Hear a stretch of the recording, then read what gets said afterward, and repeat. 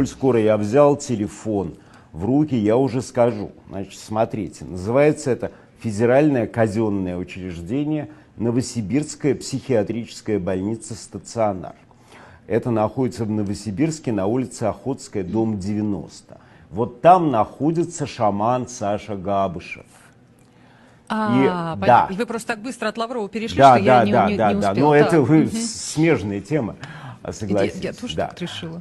Я просто как бы вступил в такие деловые переговоры. У него очень хороший адвокат, очень разумный. Он мне прислал список того, что можно присылать Саше Габышеву. Можно, в частности, присылать всякие шоколадные конфеты, шоколад, все только в фабричных упаковках, джем и вот все вещи такого типа.